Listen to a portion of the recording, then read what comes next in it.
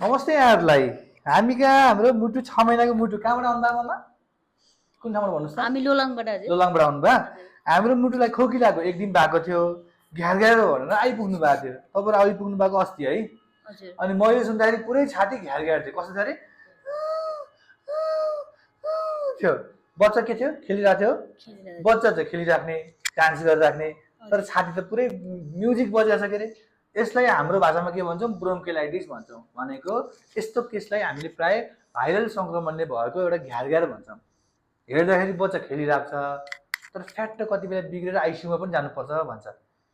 भनेको मतलब बच्चा ह्याप्पी विजिङ के हाँसिरहेको हुन्छ, खेलिरहेको हुन्छ, तर छाती पुरै ब्याट ब्याट ब्याट गर्छ। त्यही भएर मैले हजुरलाई अर्जेन्ट के भनेको थिएँ अस्ति, बाफ लगाएर हेर्छौँ।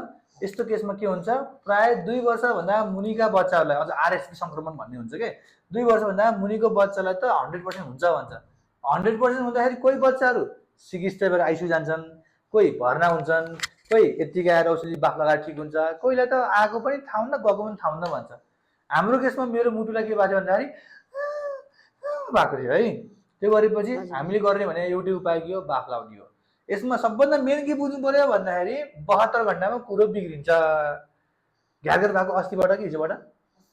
अस्तिबाट हिजो 24 घण्टा, आज 48 घण्टा, भोलि 72 घण्टा। मैले तपाईँलाई 3 दिनको टाइम दिएको थिएँ। 3 दिनमा जति बेला कुरो बिग्रिन सक्छ, बिग्रियो भने हस्पिटल लगिहाल्नुपर्छ भनेको थिएँ मैले है, भर्ना गरिहाल्नुपर्छ भनेको थिएँ।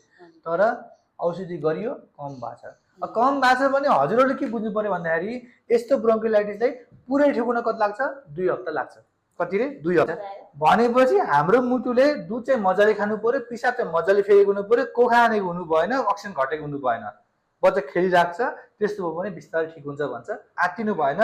हाम्रो मुटु हिजोभन्दा आज ठिक भएको छ भनेपछि पक्कै सुधार हुँदै जान्छ होला, चिन्ता नगर्नु। र तपाईँहरूको वरिपरि पनि यस्तो बच्चाहरू जो छ रुगेला छ, एक दिनमा घ्यार घ्यार बच्चा भने घरै बस्ने काम नगर्नु होला। कतिपय अवस्थामा हामीले कडा औषधि प्रयोग गर्नुपर्छ, कतिपय अवस्थामा अक्सिजन लाउनु पर्ने हुन्छ, कतिपय अवस्थामा भर्ना गर्नुपर्ने हुन्छ, कतिपय अवस्थामा त भेन्टिलेटरमा राख्नुपर्ने पनि हुन्छ। त्यसकारण अहिले यस्तो भएर कतिपय बच्चाहरू आइराख्नु भएको छ भने तपाईँहरूको वरिपरि त्यस्तो छ भने यस्ता कुराहरू सेयर गरिदिनु हुन अनुरोध गर्दछु। हस्, धन्यवाद, नमस्ते।